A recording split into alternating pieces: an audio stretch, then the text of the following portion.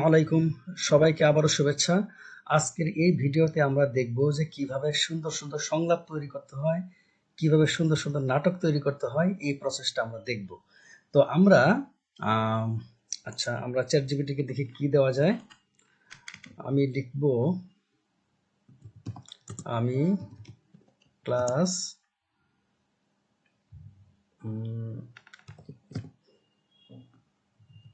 Class 10-এ পড়ি। আমি একটা হাসির নাটক লিখতে চাই। সুন্দর সুন্দর সুন্দর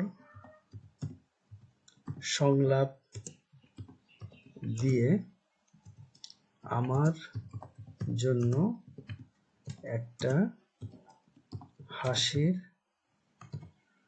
নাটক রেডি করে দাও। আচ্ছা, আমি আমার বয়সের কথা উল্লেখ করলাম, মানে বয়স মানে আমার ক্লাসের কথা উল্লেখ করলাম, যাতে সে বুঝতে পারে যে আমার বয়সটা কেমন এবং আমার লেভেলটা কেমন। হ্যাঁ, এটা এটা একটা জরুরি দরকার।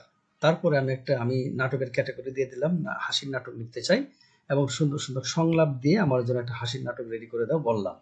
আমি ইচ্ছা করলে কোনো বিখ্যাত যে নাট্যকার আছে তাদের আমি নাম মেনশন করে সেটা আমি দিতে পারি। যদি শেক্সপিয়ার অথবা অন্য, যদি তোমাদের কারো যদি পছন্দের থাকে, তাহলে তাদের নামটা এখানে অ্যাড করে বলো যে তার মতো যেন ফরম্যাটটা হয়।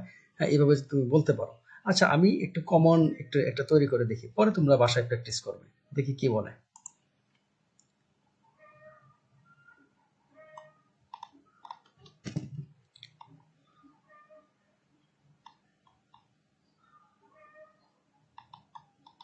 এই যে দেখছো, দৃশ্য 1,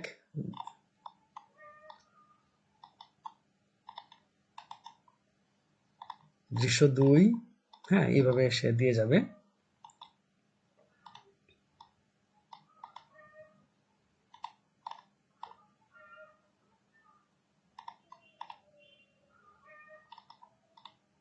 হুম, সে আবার পরামর্শ দিতে চায়। দেখি পরামর্শ কি বলছে।